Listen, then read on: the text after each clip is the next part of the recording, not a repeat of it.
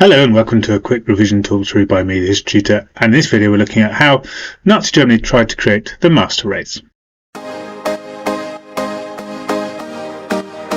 So watch this video to find out about anti-Semitism in Nazi Germany in the years 1933 to 39, and also race policy to try and create a master race, how undesirables or disabled people were dealt with to try and create what Hitler thought was the perfect race. And then I'll talk about anti-Semitism and the Holocaust during World War II. So watch this video a few times to develop your knowledge, and then as ever do have a look at my tutoring videos or my revision guide to test your knowledge by practicing some exam questions to a top standard. I'll talk you through exactly how to answer them with all the correct criteria and show you example answers. Okay, now over to the key content. So first let's talk about the aims of Nazi race policy. So Hitler believed in what was called the master race, and he thought the Germans were this master race. And he thought the best race were the Aryans, the blonde-haired, blue-eyed Germans. They were organised, disciplined, strong, committed. And also he believed that Teutons were very similar. They were the brown-haired Germans.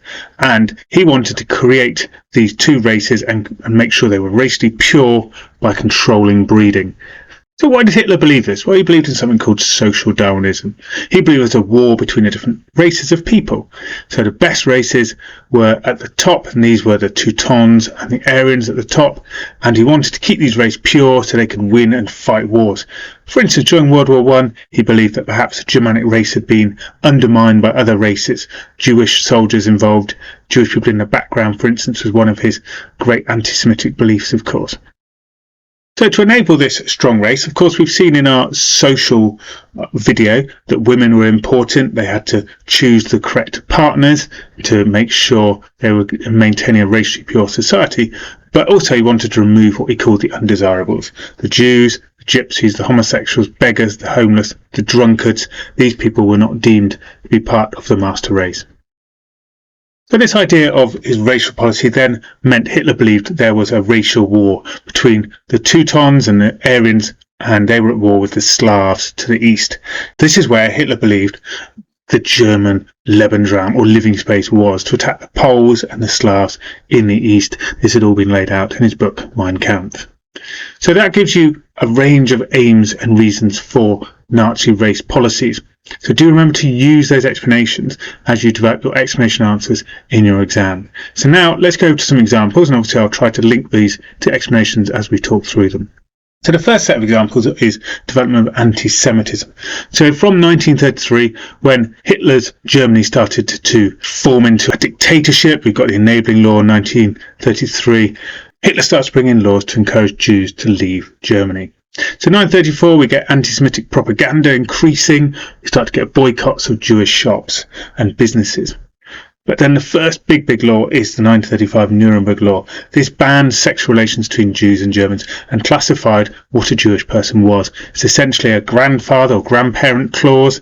If you had a Jewish grandparent, you were classified enough of a Jewish person to be not marrying a German and to be considered a Jew. So then we get the right citizenship law come out of this. Jewish people are subjects and not full citizens. And so again, trying to encourage Jewish people to leave Germany so that Germany becomes, in Hitler's idea, a racially pure country. 1937 saw the Aryanization of businesses. Many Jews had their businesses taken away from them and given to Germans. Again, this has partly to do with trying to solve unemployment and creating wealth in Germany and develop a better society for Germans, but also it's trying to force Jewish people to leave. In 1938, there were more attempts to segregate Jewish people to make them leave. Property was made easier to confiscate. Jewish doctors, dentists and lawyers were forbidden to help Germans. A J was added to a passport for a Jewish person to distinguish who they were. Now, there's a bit of a problem here. You might start to notice you're trying to force Jewish people to leave, however you're taking their money and their assets and their work from them so that therefore they have no money to leave. So that's a bit of a problem, but obviously the hope here for the Nazis is that if they take everything away, they'll leave and start again somewhere else. Then we get Kristallnacht, the night of the broken glass, the 9th to 10th of November 1938. Well worth knowing this singular event because you might get exam questions on this one, whether it's a described question or an interpretation question, you might well get a question around this.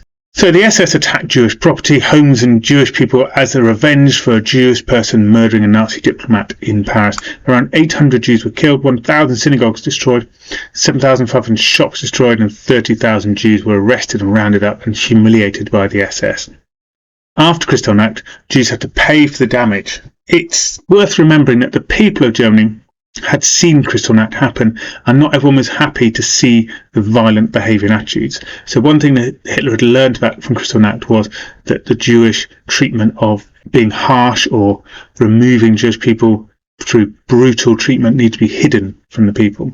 Also after Kristallnacht, Jewish children were removed from schools, more Jewish businesses were confiscated, and Jews had their first names added that they would be called Sarah if they're a woman or David if they're a man. So more humiliating tactics trying to get Jewish people to leave Germany. But by 1939, there's still a population of Jewish people living in Germany. They've not left. Some of that's to do with the Great Depression. Countries have closed their borders and are not allowing immigrants in because they're worried about unemployment continuing and they've got pressure for jobs. So it's very difficult for Jewish people to leave. Sort out other desirables up to the year 1939. So gypsies, there are about 30,000 gypsies in Germany.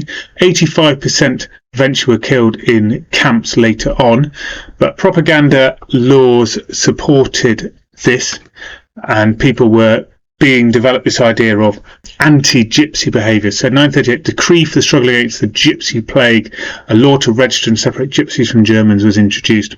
Okay, a sort of bigger topic to consider for your exams might be how physically and mentally disabled people were dealt with, and they were considered not fit for a social Darwinist ideal master race, alongside beggars or homosexuals as well in terms of Nazi philosophy.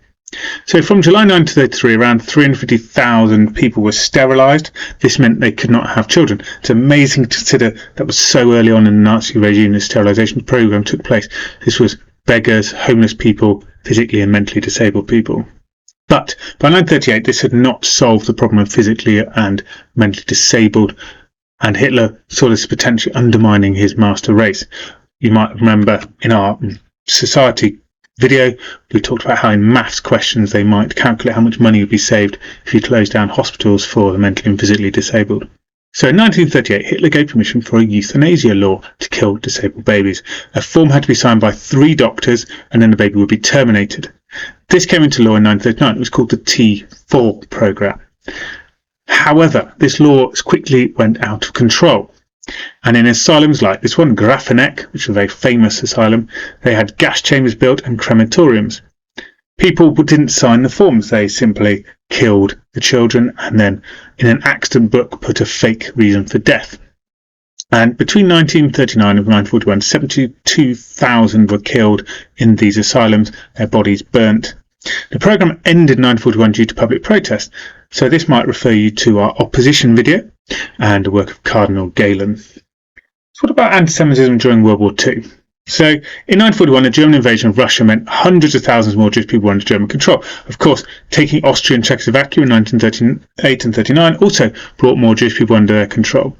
So these 100,000 Jews were forced to live in closed areas, cities like Warsaw and Krakow, and areas called ghettos. These were closed off, and there was very little medicine and supplies. They were not allowed to mingle with the German population, and they were moved around into factories as slave labour to support the war effort. So the conditions in these ghettos, as I've said, really, really poor, with lack of medicine and food. Many people died in these ghettos, perhaps up to 500,000 people died of the lack of help, lack of support, but they were still expected to work hard and obviously could be mistreated for lack of work. But by 1942, the Jewish problem needed what was called a final solution. General Heydrich led a meeting at Wannsee in Berlin that decided on the extermination of the Jews using camps with gas chambers. This was the idea of the Holocaust. So this was a purposeful built, organised policy led by the SS. So from around 1943-44, they started to build the death camps. The Holocaust, therefore, was this attempt to remove all Jewish people from Europe and create a genocide. So in these camps, diseases were very, very poor. Many people died of diseases. So, for instance, Anne Frank was a famous example of that. But hundreds of thousands were eventually stripped and taken to a shower block. However, these were not shower blocks, and instead they were gassed to death, and their bodies were then burnt in crematoriums. Over 6 million Jews, political opponents, gypsies and homosexuals were killed by the Nazis in this way during the Holocaust. But Jews did resist and did survive. So how did they resist and survive? So running away and joining armed partisan groups was very much a way. So think about places like Yugoslavia, had underground partisan groups fighting back against the Italians and the Nazis, perhaps running away to these types of groups. Leading resistance in the ghettos was a common theme and common idea. Hiding things, hiding their religious valuables, their religious icons that were important, and maintaining those traditions. Escaping the camps, some people fled and ran away, and they would go west and tell people about the camps and what was happening. Or simply by staying alive was a resisting. They were preserving the Jewish culture so that after the war the genocide had not been a success and Judaism remained part of a key aspect of life and culture. Okay, well, I hope you found the video useful. Lots of key facts and key information there. Watch through a few times and then go to one of my tutoring videos to practice your skills around the importance of anti-Semitism and race. Okay, and if you find it useful, also take a look at my revision guide as well. Right, bye bye for now.